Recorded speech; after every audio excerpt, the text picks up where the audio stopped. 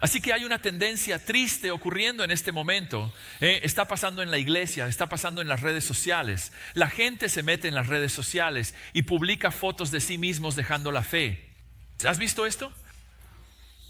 Personas que solían ser cristianas, incluso algunas personas que eran cristianos famosos, están abandonando su compromiso con Cristo para perseguir lo que ellos llaman su yo auténtico. Y graban un video sobre ello, lo publican y se lo cuentan a la gente. Así que ya no están fingiendo ser algo que no son. Ya no intentan convencerse a sí mismos de que aman a un Jesús al que en realidad no aman.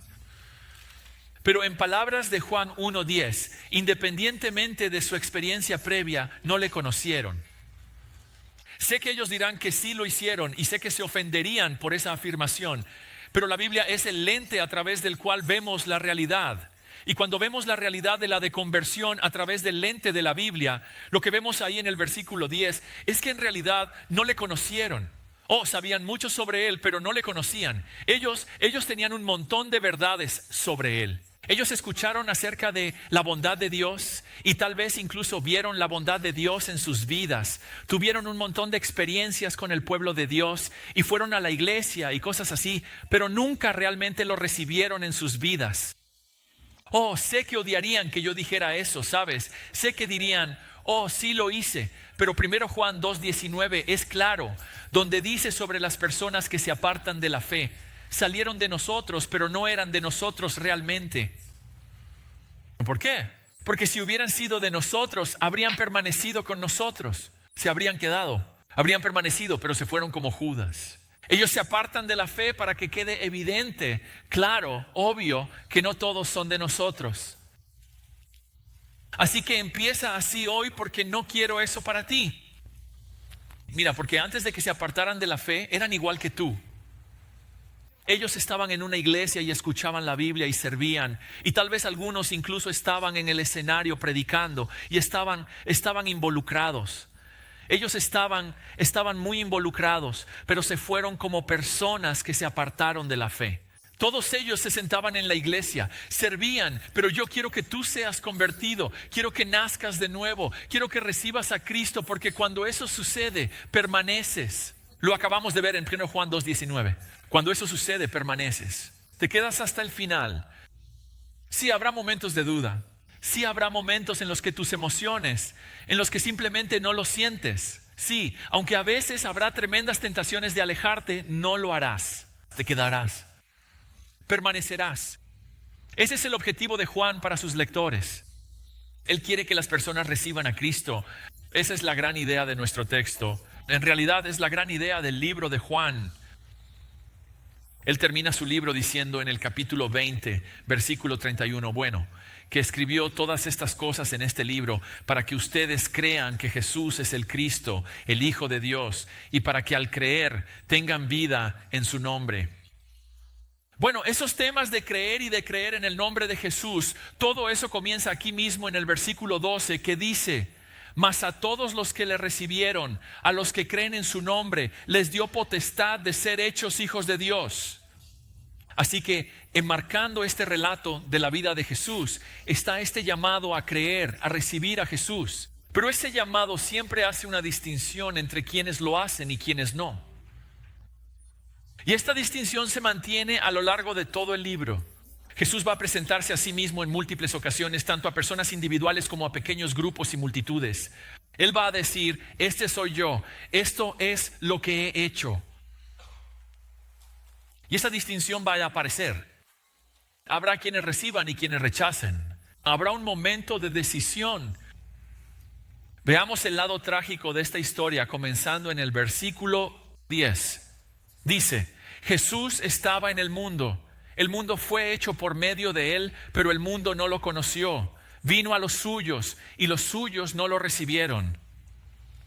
Al entrar en el versículo 11, eso no es una repetición del versículo 10. Así que piensa en el versículo 10 como el círculo grande y el versículo 11 como el círculo pequeño dentro del círculo grande. Lo que quiero decir con eso es que el versículo 10 se ocupa del mundo de la rebelión humana. El mundo en guerra con Dios, el mundo gentil, Efesios 2:12 dice, todos los pueblos no judíos antes de Cristo estaban separados de Dios, estaban alejados de las bendiciones de Israel, eran extraños a los pactos, no tenían esperanza y estaban sin Dios en el mundo antes de Cristo. Su guerra es evidente. Versículo 10, su creador, el creador de todas las cosas estaba allí y no lo conocieron, lo rechazaron. Bueno, seguramente en el versículo 11 los judíos, ellos van a ser diferentes, ¿verdad? Ellos lo van a hacer de manera diferente. Quiero que lo reciban. Adoran al único Dios verdadero. Ellos tienen la ley de Dios. Ellos tienen la verdadera adoración. Él les dio los pactos, las promesas, la Biblia y las profecías del Mesías, como si fueran a estar preparados, como un amigo esperado que regresa a casa. Lo van a recibir con los brazos abiertos, ¿verdad? No. Versículo 11. Vino a los suyos. Esa frase significa sus propias cosas, su propio lugar. En otros lugares se traduce como el propio hogar de uno. Cuando Jesús llegó, no era un extraño. Él vino a su hogar, la tierra de Israel, y su propio pueblo no lo recibió. Su propio pueblo, los judíos. Ningún otro lugar, ningún otro pueblo en el planeta podía decir esas cosas. Este lugar especial, Israel, el pueblo especial, los judíos. Versículo 11, y simplemente no le recibieron. Antes de entrar en eso, solo como un paréntesis, ¿a quién se dice en el Antiguo Testamento que pertenecen la tierra de Israel y el pueblo judío? A Dios, ¿verdad? Pero aquí en el versículo 11, ¿a quién pertenecen? A la luz, al Verbo, ¿quién es Jesús? Menciono esto porque el versículo 11 es solo otra indicación al principio del Evangelio de Juan de que Jesús es Dios. Resumamos el versículo 11 con la palabra rechazo. Rechazo. Su propio pueblo lo rechazó. Su propio pueblo lo despreció, lo menospreció, lo rechazó, lo aborreció y lo desconoció por completo. Y parece que lo que Juan está diciendo aquí es que ellos debieron haberlo sabido. Siglos de profecías, siglos de estudiar el Antiguo Testamento, siglos de anhelar al Mesías, siglos de gracia y de la bondad de Dios. Él llega, ellos lo rechazan. Y lo que sucede es que el pueblo judío en el libro de Juan encarna la rebelión del mundo contra su creador. Y ese era el último lugar en el que pensarías que estarían, ¿verdad? Se supone que ellos deben ser santos. Se supone que deben estar separados del mundo. Se supone que deben ser diferentes al mundo. Y sin embargo, se convierten en el principal y trágico ejemplo del mundo, rechazando a Jesús tal como lo hace el mundo. Si esto no es poca cosa. Recuerden cuando Jesús reconoce que su pueblo lo está rechazando. ¿Recuerdan cuál fue su respuesta? Él lloró. Jerusalén, Jerusalén, cuánto anhelé reunirte conmigo, pero no quisiste. Llanto. Este rechazo, esta tragedia le causó a Pablo, como dice en Romanos 9, una angustia incesante. Incluso llega a considerar la idea de intercambiar su salvación por la de ellos, si eso fuera posible. Conocer la historia de Jesús es saber que el pueblo judío lo está rechazando. Y salvo por una minoría muy pequeña, como sus discípulos y algunos otros. Pero tristemente, conocer el Antiguo Testamento es conocer este tema recurrente, el pueblo de Dios rechazando a Dios. Prefieren los ídolos antes que a Él, prefieren a las naciones que los rodean antes que a Él, prefieren las opiniones de los demás antes que a Él. Querían todo menos a Él. Isaías 65 pinta un cuadro vívido de esto. Dios está hablando y dice con sus propias palabras, cito: yo extendí mis manos todo el día hacia un pueblo rebelde que anda por un camino que no es bueno, siguiendo sus propios planes, un pueblo que me provoca continuamente en mi propia cara. Y luego lo que hace Isaías es describir esa provocación por medio de su idolatría. Así que piénsalo, yo extiendo mis manos en amor, piensa en ti con un hijo, ven a mí, te amo. Ese es Dios con los brazos abiertos en amor todo el día, todo el tiempo. Ven a mí, a un grupo rebelde. Mira, yo los amo y quiero lo mejor para ellos, pero ellos viven sus vidas de maneras, Él dice, que no son buenas, que son dañinas y no útiles. Ellos siguen, Él dice, sus propios planes, sus propias imaginaciones, en vez de ¿qué? Seguirlo a Él. Como resultado, él dice, me provocan en mi propia cara continuamente. Todo el tiempo son como un niño. Oye, no comas eso. ¿Qué hacen? ¿Ah, sí? Con una sonrisa burlona en la cara, ya sabes. Te miran a los ojos con esa expresión. Ven y atrápame, ¿verdad? Así es como el pueblo de Dios trata a Dios. Lo provocan, lo desafían. Quiero decir, ¿qué más podría haber hecho Dios? ¿Qué más necesitaba hacer para asegurarse de que ellos supieran que Él se preocupaba por ellos?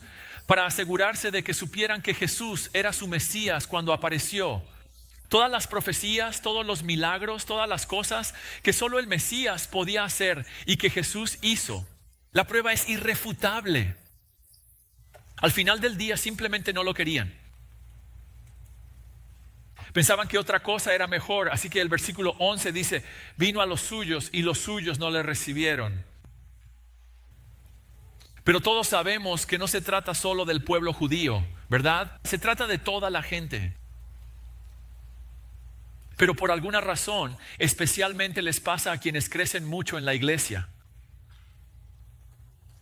Jesús se vuelve como la diferencia entre hacer un recorrido por un castillo y vivir en un castillo, ¿verdad? Haces el recorrido por el castillo, vas caminando, esto es increíble, tomando fotos, esto es fantástico.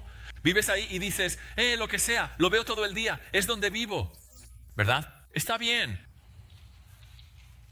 Como los judíos, tal vez tú también creciste escuchando acerca de Dios, conoces la Biblia, sabes mucho sobre Jesús, conoces la verdad, la conoces tan bien que quizá ahora ya te aburre un poco. La gracia, antes era asombrosa, pero ahora ya no tanto. Ya no es un sonido dulce. Quizá antes había asombro, pero ese asombro ya se ha desgastado y cualquier gratitud por el pecado ahora es casi automática. Ah, sí, peco, Él me perdona. Genial. No es que no te guste Jesús, Él está bien y todo eso. O sea, eso de morir por mis pecados, pues muchas gracias, amigo, genial. Pero hay otras cosas que son mucho mejores. Otras cosas capturan tu corazón. Otras cosas dominan tu alma y piensas, esto sí es la vida real. No es Él. Miren, sé que la mayoría de ustedes aquí no están en la categoría de rechazo. Están aquí porque quieren estar, están emocionados de estar aquí, quieren ayudar a que otros conozcan, amen y sirvan a Jesús. Quieren más de eso para ustedes mismos y para los demás. Lo entiendo. Sin embargo, hay momentos como este en los que en realidad no les estoy hablando a ustedes.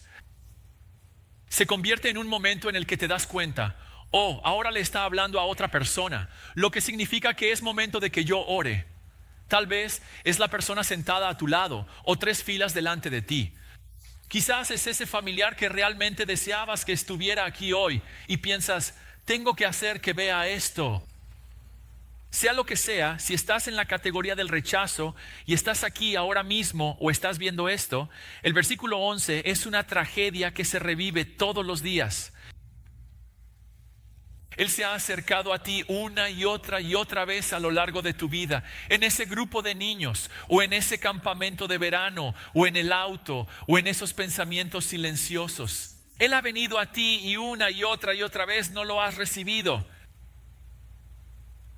Pero aquí está de nuevo, ahora mismo. ¿Lo recibirás ahora? Pero Juan, he estado indeciso tanto tiempo como... Y mientras he estado indeciso, sabes, he hecho muchas cosas de las que sé que Dios no está contento. Bien podría simplemente dejar la fe. Bien podría simplemente alejarme.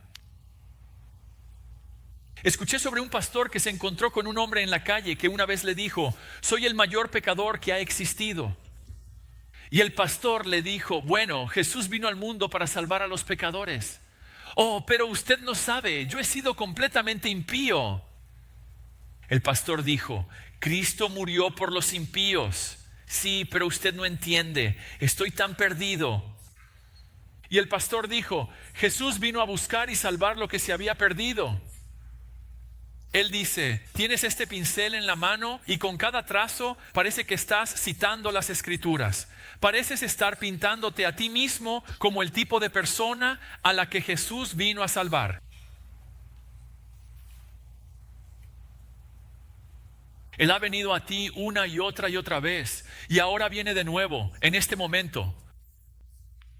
Y así como cuando caminaba por las orillas de Galilea, y así como cuando estaba en las calles de Jerusalén, proclamando la verdad sobre sí mismo, llamando a todos a tomar una decisión, así lo está haciendo ahora contigo, una vez más. Que nadie está demasiado perdido, nadie es demasiado impío, nadie es demasiado pecador. Él te mostrará misericordia.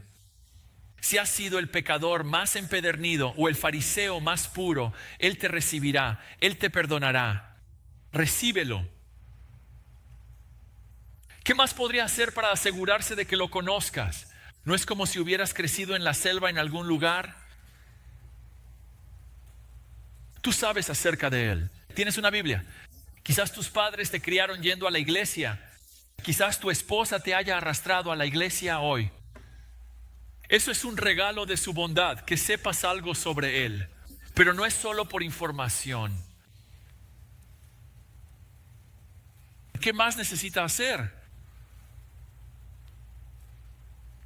No hay nada mejor, nada más dulce, nada más grande, nada más satisfactorio que Él. Hay cientos de personas aquí que te lo dirán. Esa es su realidad todos los días. Ahora el versículo 11 puede reescribirse. Él vino a mí y yo sí lo recibí.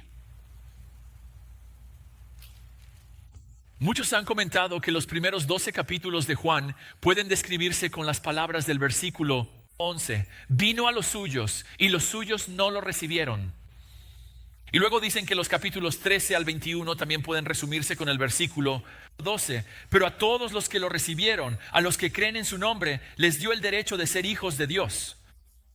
Así que muchos estudiosos dicen que los versículos 12 y 13 son el punto central de estos primeros 18 versículos, que todo fluye hacia esto y todo lo demás surge de aquí, que este es el objetivo. Que todas las realidades históricas y eternas de los versículos 1 al 11 y de los versículos 14 al 18, todas ellas son necesarias y fundamentales, pero el objetivo es que respondamos. A pesar del rechazo masivo de los judíos, siempre hay un remanente. Siempre hay quienes no siguen a la multitud. Siempre hay quienes no se dejan llevar por sus sentimientos. Siempre hay quienes se apartan de las masas y en cambio reciben a Cristo. Jesús lo expresó así. Mateo 7:13 dice: la puerta es ancha, es decir, mucha gente junta puede ir por el camino que lleva a la destrucción. Eso fue lo que ocurrió en la vida de Jesús, ¿verdad? Al final tiene un pequeño grupo de personas que están con Él. Las masas lo rechazan en el camino hacia la destrucción. Pero Mateo 7:14 dice: la puerta es estrecha, solo uno a la vez puede pasar por el camino que lleva a la vida. Y solo hay unos pocos en ese camino. Lamentablemente eso era cierto entonces y sigue siendo cierto ahora. La idea del versículo 12 es que este rechazo de Jesús por parte del pueblo judío abre la puerta para que todas las personas vengan a Él. Fíjense en el versículo 12, pero a todos. Todas las naciones, judíos y no judíos, todas las etnias, todos los niveles educativos, todos los niveles económicos, todas las personas, los más desposeídos, los malvados, los adictos, las prostitutas que enseñan falsas enseñanzas, hasta la mismísima reina de Inglaterra. Jesús es para todos ellos y Él no hace que ninguno de ellos sea más o menos hijo de Dios. Para resumir esta siguiente parte con la palabra recepción. Recepción, que todas las personas pueden recibirlo. Eso significa darle la bienvenida, abrazarlo como su rey. Y digo esto porque en Juan 5:43, recibir a Jesús y creer en Jesús están ambos conectados con reconocer la autoridad de una persona. Así que recibir a alguien es reconocer quién es y responder en consecuencia. Es darle la bienvenida sabiendo exactamente quién es. La respuesta correcta a Cristo, a quién es Él, a todo lo que hizo, es recibirlo, lo cual, según el versículo 12, es lo mismo que creer en Él. Pero fíjense, pero a todos los que le recibieron, a los que creyeron en su nombre, Esas afirmaciones son paralelas, son equivalentes. Así que recibir a Jesús es creer en Él y creer en Él es recibirlo. O más específicamente, miren el versículo 12, es creer en su nombre. Así que en la Biblia, tu nombre no es solo una etiqueta para ti, como si fueras tú solo porque ese es tu nombre. No, en la Biblia el nombre de una persona representa todo lo que esa persona es. Su naturaleza, su carácter, su autoridad, todo lo que es. Así que creer en el nombre de Jesús es confiar en Él. Todo lo que Él es, todo lo que representa, todo lo que hace. Así que en palabras de Juan 3:18, creer en el nombre de Jesús es lo mismo que creer en Él. Y creer en su nombre es creer en todo lo que Él es. Lo que significa que creer en Jesús no es confiar en cosas que Él dijo que hiciéramos, como el bautismo, por ejemplo. O confiar en algún ritual, experiencia, emoción, rito o buena obra. Eso no es confiar en Jesús. Creer en Jesús tampoco es confiar en ideas. Confiar en que las afirmaciones teológicas sobre Jesús son verdaderas, como que Él es Dios, o que vivió una vida sin pecado, o que murió por mis pecados, o que resucitó de entre los muertos. Por más grandiosas que sean todas esas cosas, creer en Jesús las incluye, porque eso es lo que Él es y eso es lo que hizo. Pero creer en Jesús va más allá de las afirmaciones, y en realidad confía en Él, en la persona. Él es el foco de la confianza, no las ideas, no las buenas obras, no las instituciones. No, yo mismo. Es Él. Él es el centro de la confianza. Y quiero que te imagines, está en el texto, está justo ahí en el versículo 12. Quiero que te imagines que creer es recibir. Piensa en eso por un momento. La idea ahí es que como pobres recibimos sus riquezas. Como desnudos recibimos los mantos de su perfección. Como sucios recibimos su limpieza. Como esclavos recibimos su libertad. Como sedientos recibimos el agua de la vida. Como vacíos, Él nos llena con su espíritu para que andemos en sus caminos. Como miserables, recibimos la satisfacción que solo se puede encontrar en Él. Así que venimos a Él vacíos, necesitados, desamparados, y Él nos da lo que necesitamos. Y digo esto porque la mayoría de las personas están tratando de darle algo a Jesús en lugar de recibir. Un autor lo expresó de esta manera. Él dice, sé lo que has estado intentando hacer. Has estado tratando de darle algo a Cristo. Permíteme advertirte sobre una expresión muy común. Escucho que continuamente se les dice a los conversos que entreguen su corazón a Jesús. Es bastante correcto y espero que lo hagan. Pero tu primera preocupación no debe ser lo que tú le das a Jesús, sino lo que Jesús te da a ti. Debes recibirlo como el regalo que Él te da y entonces realmente le entregarás tu corazón.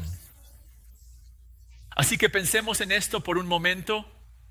Creer en el nombre de Jesús significa creer en quién es Él. Así que reflexionemos sobre eso por un momento. Regresa al capítulo 1, versículo 1. ¿Has recibido a Jesús como Dios? Porque eso es lo que Él es. ¿Lo has recibido, versículo 2, como igual a Dios? ¿Lo has recibido, versículo 3, como el creador del cielo y la tierra? Él es la fuente de vida, la fuente de verdad, la fuente de salvación. Versículos 4 y 5. ¿Lo recibes como tal? ¿Lo recibes, versículo 17, como el Cristo, el Mesías? El Mesías significa profeta, sacerdote y rey. Entonces, ¿es Jesús tu profeta? Él es tu maestro. Él es aquel cuyas enseñanzas sigues. ¿Es Jesús tu sacerdote? ¿Es Él tu único mediador entre tú y Dios? Es solo Jesús. Él es quien te da acceso. Nadie más, nada más, solo Él. ¿Es Él aquel cuyo sacrificio fue ofrecido en tu lugar para el perdón de tus pecados? ¿Es Él tu sacerdote? ¿Lo has recibido como tal? ¿Y lo has recibido como tu rey, el que está a cargo, el Señor, el Maestro? ¿Es Él todo eso para ti? ¿Has recibido al Cristo verdadero?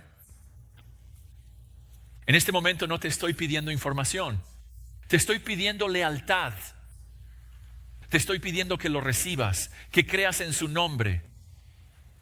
Escucha, una cosa es recibir mis palabras o las palabras de tu autor, predicador o maestro favorito, o quien sea. Nosotros no somos nada, no somos nadie, no importa en absoluto. Pero ¿lo has recibido a Él? ¿Te has encomendado a Él, a todo lo que realmente es, a todo lo que verdaderamente ha hecho? Mira, una cosa es saber e incluso estar de acuerdo, como ese tipo de ahí, él es doctor. Es algo completamente distinto y transformador confiarte plenamente a su cuidado amoroso. La información sobre Jesús, aunque puede ser interesante o incluso inspiradora, no es útil por sí sola si no va acompañada de una experiencia personal. Debes recibirlo a Él en tu vida, abrirle tu corazón y permitirle guiarte y cuidarte de manera directa y personal. El versículo 12, la primera parte, muestra el lado de la responsabilidad humana en la salvación. El resto del versículo 12 y el versículo 13 muestran el lado de la soberanía de Dios, el lado de Dios en esto. Míralo de nuevo, versículo 12. A todos los que le recibieron, a los que creen en su nombre, les dio el derecho de ser hechos hijos de Dios, los cuales no nacieron de sangre, ni de voluntad de carne, ni de voluntad de varón, sino de Dios. El que recibe a Jesús, el que cree en su nombre, es el mismo que ha nacido de Dios. Las tres afirmaciones son paralelas, son la misma persona. Y lo que vemos allí al final del versículo 12 y entrando en el 13 es que este nacimiento del que habla Juan es el resultado de una actividad divina. Y ves eso al final del versículo 12, donde dice que Jesús da a los que lo reciben el derecho de llegar a ser hijos de Dios. Esa palabra significa estatus. Él cambia tu estatus. No naces siendo hijo de Dios, esto debe ser dado a una persona. Fíjate que dice, Él les dio el derecho de ser hijos de Dios. Y esto no se da como respuesta a creer en Jesús. El griego aquí simplemente dice que estas cosas suceden. Así que reciben, creen, se les da, nacen. Solo está diciendo, no está hablando de una secuencia, solo está diciendo que todo esto sucede. Y una última cosa, Jesús no le da a la gente la capacidad de convertirse en hijos de Dios para que luego ellos respondan o no a esa capacidad. Esta palabra aquí para derecho no significa una capacidad, se refiere a una autorización, se refiere a un cambio de estatus. Pasas de estar alejado de Dios a ser adoptado por Dios. Y en tiempos romanos, si una familia te adoptaba, lo que sucedía era que ibas a un grupo de personas, a un foro, y se declaraba que esa familia te adoptaba. Y desde ese momento era como si hubieras nacido en esa familia. Todos los derechos, todos los privilegios, todas las bendiciones de estar conectado con esa familia son tuyos y tuyos para siempre. Tu estatus cambia en ese momento. No tiene nada que ver con la habilidad. Porque en la Biblia el estatus de aquellos que están apartados de Cristo es hijo del infierno, hijo de la esclavitud, hijo de la ira, hijo del diablo. En 2 Pedro 2:14 está claro que somos hijos malditos. Pero Jesús viene y cambia tu estatus. Eres recreado como un hijo de Dios. Esa palabra en el versículo 12 para convertirse en hijo es la misma palabra que en el versículo 3 habla de la creación que surge de la nada. Eres recreado de todas esas cosas para ser un hijo de Dios, un hijo amado, un hijo de la promesa, un hijo de la luz, un hijo de la fe, hijos obedientes que caminan en la verdad. Eso es lo que eres por la recreación. La palabra teológica para eso es en el versículo 3, regeneración. Regeneración, punto número 3, también conocido como nacer de nuevo. Ahí está esa frase extraña, nacer de nuevo. Hace un año hice un análisis profundo de esta idea. Hice una serie de 2 partes, Tito 3, 5 y 6, sobre esta idea y lo hice. Pasé muchísimo tiempo en ello porque esta es una de las verdades más importantes sobre las que todos debemos tener mucha claridad, la regeneración. Así que recomiendo mucho nuestro sitio web, Facebook, YouTube, que vuelvan y escuchen eso, porque ahí hice un análisis profundo, cosa que ahora no voy a poder hacer. Pero nacer de nuevo, o como dice el versículo 13, nacer de Dios, es este acto interno y sobrenatural de la gracia de Dios, donde Él purifica al pecador de la completa infección del pecado en nosotros. y le da a ese pecador vida espiritual, recreándolo completamente de nuevo en lo espiritual. En otras partes de la Biblia se habla de convertirse en una nueva creación, se habla de resucitar de entre los muertos espiritualmente como un lavado o una renovación, un renacimiento, o como dice el versículo 12, convertirse en un hijo, algo que llega a existir que antes no existía, que eres un hijo de Dios. En palabras de 2 Pedro 1:4, participamos de su naturaleza. No nos convertimos en pequeños dioses. Lo que somos es recreado en lo más profundo de nuestro ser. Ahora eres diferente. Eres una persona distinta. La vida de Dios está en ti ahora. Y la pregunta es, ¿cómo sucede eso? Y ahí es donde entra el versículo 13. Él, Jesús, hace algo. Versículo 12, te da el derecho de ser hijo de Dios. Cambia tu estatus. Y luego en el versículo 13, ¿cómo sucede esto?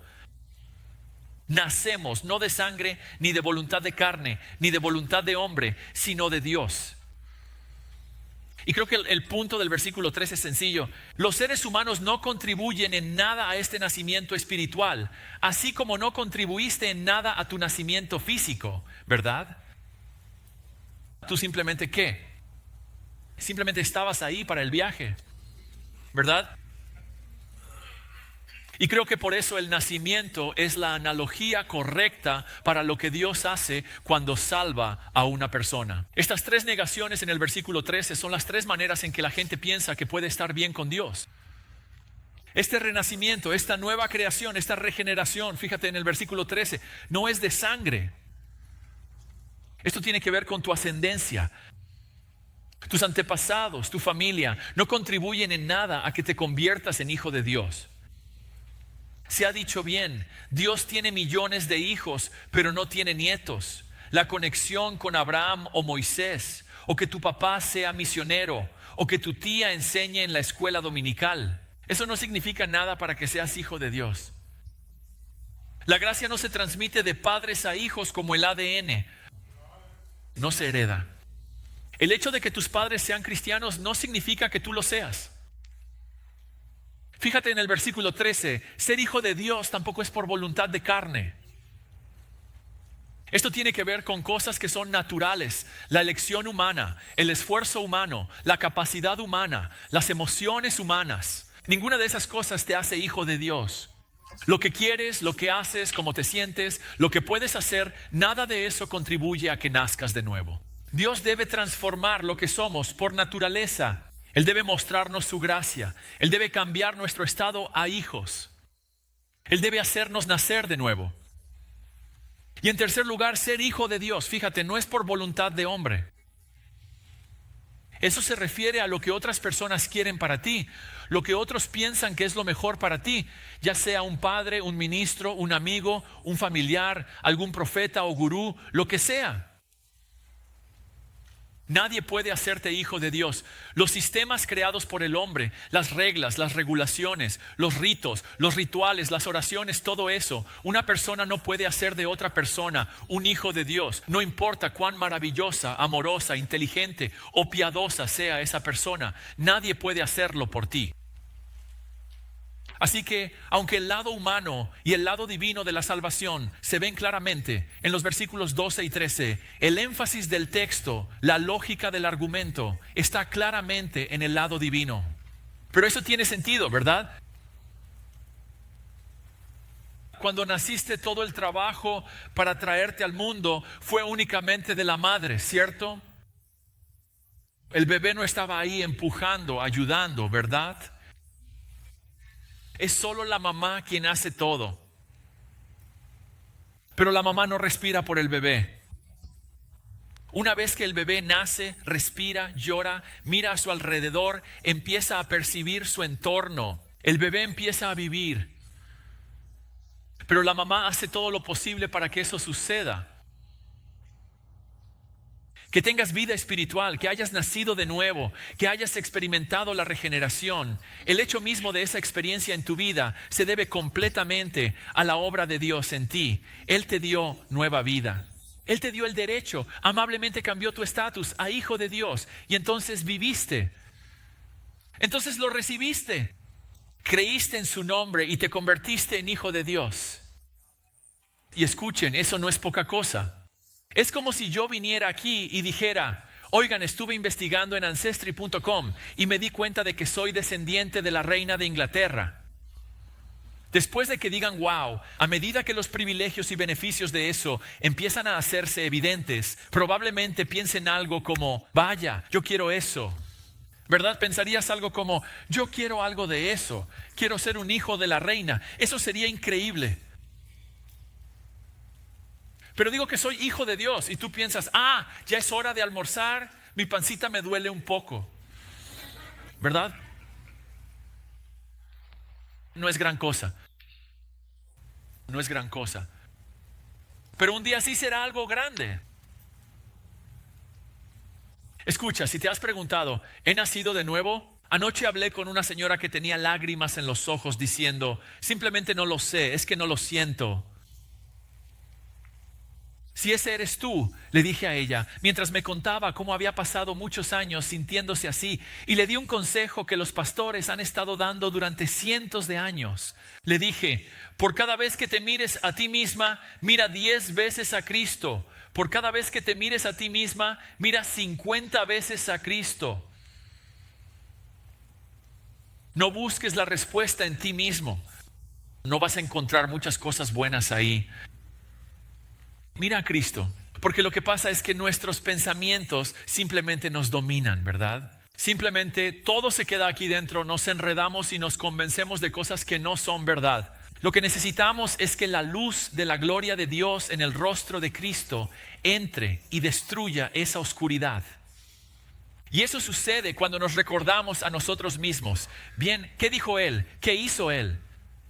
Tomamos la verdad acerca de Él y confrontamos nuestras emociones y atacamos nuestros sentimientos y esos pensamientos. Decimos, no, esta es la verdad. Es como las anteojeras en esos caballos, ¿verdad? Simplemente mantenemos nuestra mirada puesta en Cristo, o como cantamos, volvemos nuestros ojos a Jesús. Fijamos, clavamos nuestra mirada en Él en lugar de nosotros mismos, y ahí es donde viene la seguridad.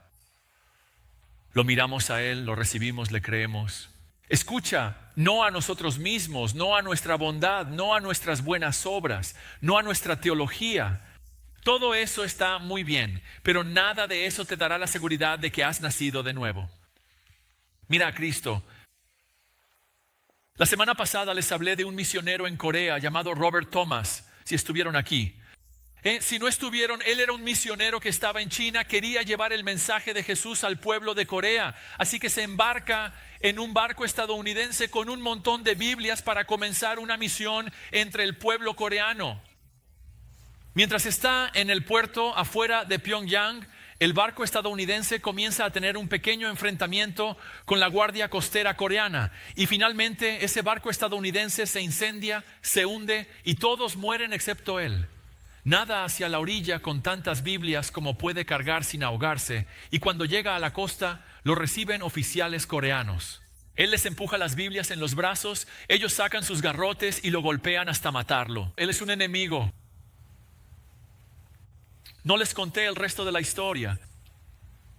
Así que un autor escribe que la luz brilló por primera vez en Corea el día en que Robert Thomas murió en la playa. Porque después de que lo mataron a golpes, esos soldados coreanos recogieron las Biblias y algunos de ellos podían leer chino. Así que mientras leían esas Biblias en chino, recibieron a Cristo.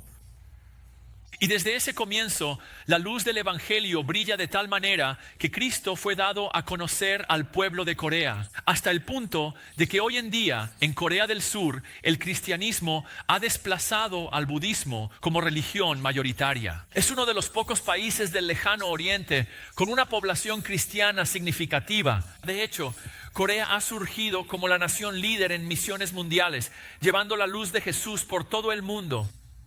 Y todo comenzó con un hombre que pasó apenas unos segundos en Corea antes de morir. Ahora bien, aquí está el asunto y es lo más trágico. Muchas personas van a tratar a Cristo como esos soldados coreanos trataron inicialmente a Robert Thomas. Sáquenlo de aquí, golpéenlo, no quiero escucharlo. Así, simplemente no, lo van a rechazar. Pero algunos lo recibirán. Y la pregunta es, ¿lo harás tú? Piensas que en momentos como este empiezan las excusas. Oh, aquí vamos de nuevo. Entrega tu vida a Jesús. Mira, yo solo estoy marcando la casilla de ir a la iglesia porque ella está sentada a mi lado. Luego me voy a ir de aquí, voy a divertirme.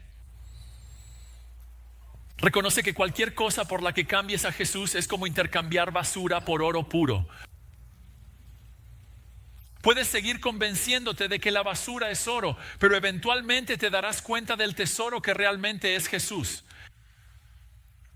Así que es precisamente en momentos como este, en situaciones como la que estás viviendo ahora, cuando Jesús viene a ti, tal vez por primera vez, tal vez por centésima vez, milésima vez, décima milésima vez, Él viene a ti de nuevo, una vez más, y te dice con amor, recíbeme. Hoy es el día, no más excusas, no más justificaciones, no más, soy mejor que todos estos idiotas aquí. No más de eso. Él ha venido a ti una y otra vez y ahora está viniendo a ti. Tal vez has estado alejándolo durante años, lo has estado alejando durante décadas. Hagamos que hoy sea el día en que lo recibas y Él te hará hijo de Dios.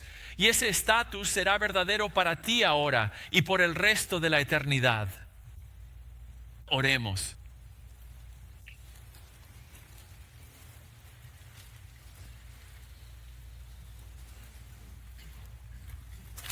Jesús, la verdad, textos como este a veces son pesados de leer y de entender. Son pesados porque lo que hacen en realidad es separar a cada persona en receptores o en rechazadores sin excepción. Aquellos que se alejan de ti te desprecian, no quieren tener nada que ver contigo o que piensan, sí, Él está bien, pero también tengo otras cosas. Y aquellos que te reciben, aquellos que te abrazan, y cada persona en este lugar, cada persona que está viendo está en una de esas dos categorías. Y así, como resultado de haber mirado tu palabra justo ahora, oro para que nos ayudes sinceramente a ver en cuál de esas categorías estamos realmente, que abras nuestros ojos a esa realidad. Y por aquellos que te han rechazado, oro para que hoy sea el día en que les abras los ojos. Que durante tanto tiempo te han visto como basura o simplemente como algo agradable, pero que ahora te vean como el tesoro que realmente eres. Y por el resto, a quienes nos has ayudado a ver que tú eres el tesoro, que eres mejor que cualquier cosa, que eres más dulce y satisfactorio que cualquier otra cosa, oro para que estos recordatorios de estas verdades llenen nuestros corazones de gratitud una vez más. Y que al cantarte una vez más, realmente podamos quedarnos asombrados ante quién eres. Te lo pido por favor en tu nombre. Amén.